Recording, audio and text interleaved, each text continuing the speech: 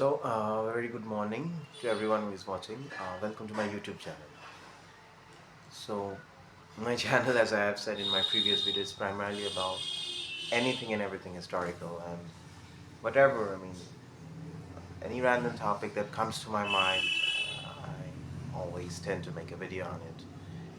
So, anyway, cutting the non-essential things asunder. Today morning, I was perusing this book, Edmund Burke's Reflections on the Revolution in France. And I would like to share my thoughts on what I read about in this book. So, of course, the French Revolution was a very cataclysmic event in world history, and it changed things about how European governments function, about the nature of human rights, about the very idea of citizen, and how people throughout Europe began to not began, but rather they became conscious about their own rights as citizens, which had been I mean, which they had been deprived of by their monarchical governments in different parts of Europe, such as Prussia, in the Russian Empire, in Spain, and other parts of Europe, and in those different kingdoms in Italy. Anyway, so the French Revolution changed that, and also what was more interesting was that it brought forth the very force of nationalism. Nationalism as a doctrine, nationalism as something which was previously, yes, the idea of nations were there, but building a kind of force, building a kind of foreign policy based on this idea, building territorial conquest based on this idea of one people, one nation, and such rights being sacrosanct. These were something entirely new, and so therefore, the forces of nationalism, which had been lying dormant in different parts of Europe, suddenly emerged as something to be reckoned with. Suddenly emerged as a very extremely powerful force, and most of the monarchs, with the exception of the Habsburgs, most of the monarchs at that time in Europe were forced to co-opt with either of these four, with the idea of nationalism. Metternich, the Austrian Habsburg chancellor, he was the only force of conservatism, because so when we speak of conservatism in Europe, in the post-Napoleonic period, whenever we speak of conservatism, it basically means something, or not something, but trying to create a physical, military, and intellectual bulwark against the forces of nationalism and all the things which were allied with nationalism: the right to self-determination, economic empowerment, granting franchise, representative assemblies, the right to draw a constitution by the members of, by the elected representatives of the people, all these things, the idea of parliament. Of course, these were present in England already. Parliament had been a very stable and functioning feature of English political life since the late medieval period. But in England, the meaning which these things, their functions, entailed a quite different aspect. Because before the 1830s, the Parliament was firmly in the stranglehold of the different aristocratic factions who were categorized as Whigs and Tories. And only later the franchise was increased, and that too in a very phased manner. So, yes, England was the home of the Parliament, England was the home of democracy, England was the home of parliamentary democracy, England was the home of the Bill of Rights, it's starting from the Magna Carta. But England also, these things grew up, these things emerged in England in a very phlegmatic, in a very phased manner. Even the execution of Charles I Stuart monarch at the end of the English Civil War. That too was, yes, the Commonwealth regime of Oliver Cromwell was kind of revolutionary, but it was very short lived, and the restoration soon took place after that. And later, uh, Hanoverian Restoration, which streamlined English political life. And Sir Robert Walpole had a great role to play in that. About a constitutional monarch, two political parties dominated by aristocratic factions, and with the parliament dominated by these two parties. Whichever party remains in power or gains power, the factions remain the same. There was no usual transfer of power to the people, as the word democracy entailed, as it was practiced in Athens with the popular assemblies which condemned Socrates to death. Such kind of tumultuous assemblies, such kind of tumultuous democracy, uh, direct democracy, that was not prevalent ever in Great Britain. So, but the French revolutionaries, especially people like Thomas Paine, who wrote a book called The Rights of Man in response to this, as a critique of this book.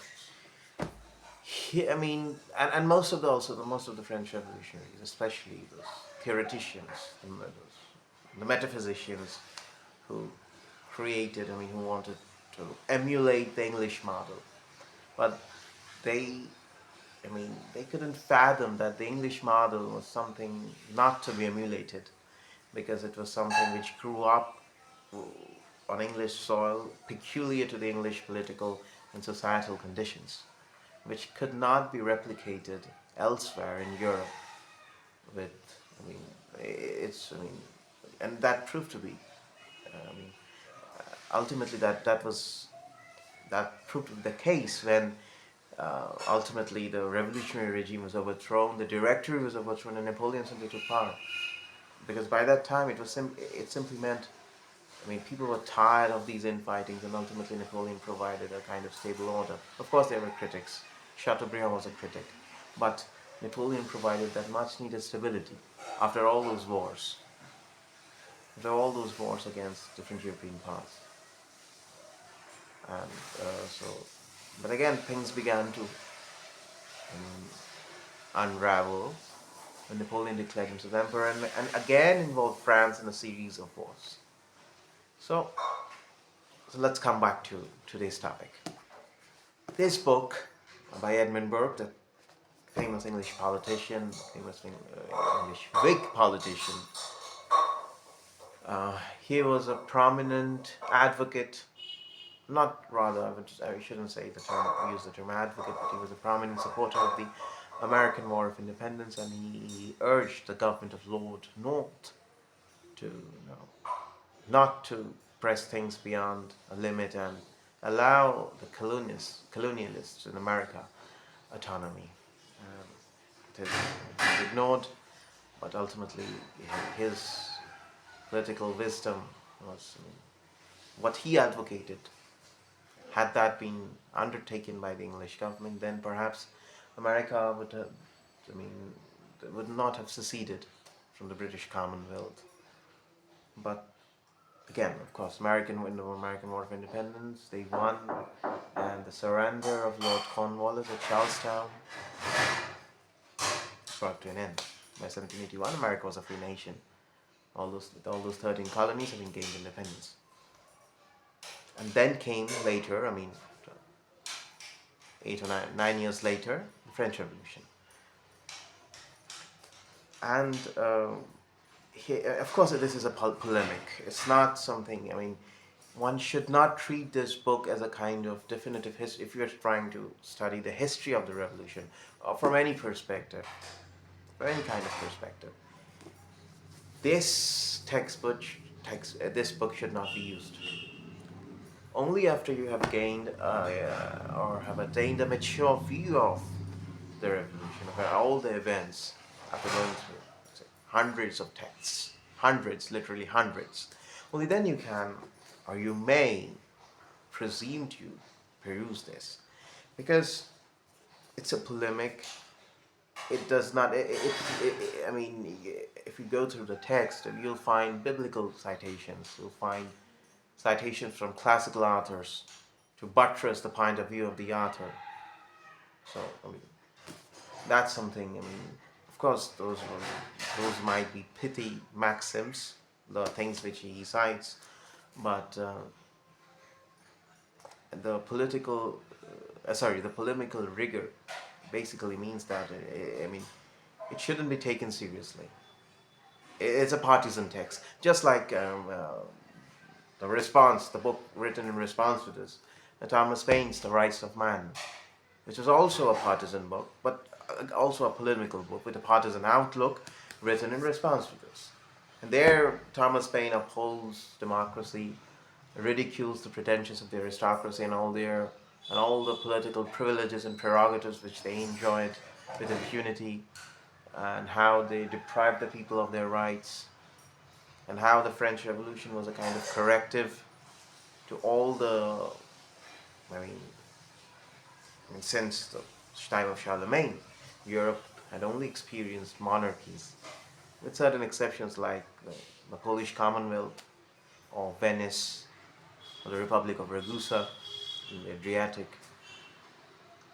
So, all these, I mean, for Thomas Paine, the revolution meant a kind of break with the past. And that actually corresponds to what the revolutionary regime actually did, the Jacobins. So they changed the calendar. They created a deity of reason as opposed to the official Christianity, which was prevalent, Catholicism.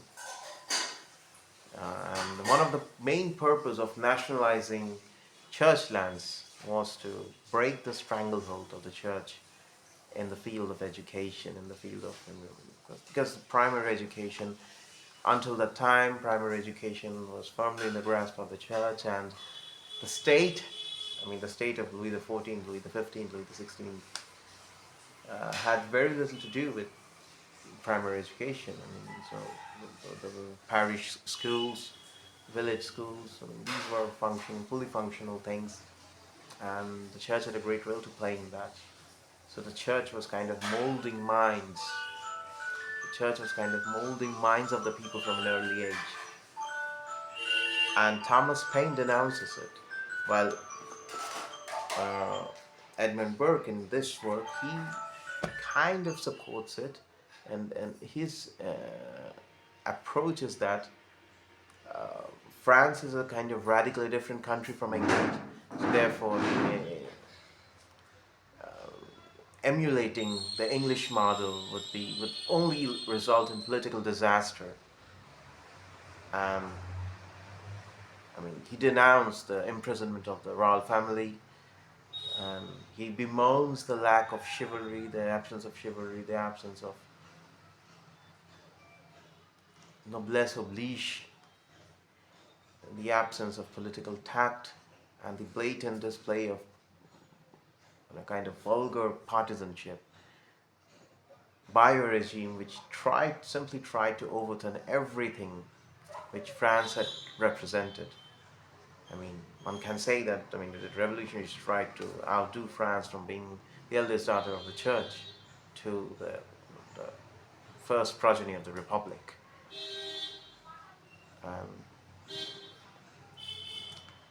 What Edward Gibbon's his main objection to the revolution was the break with the past. In that sense, he was a conservative. And this conservative, and this conservative critic of the revolution meant that he had three visions in mind.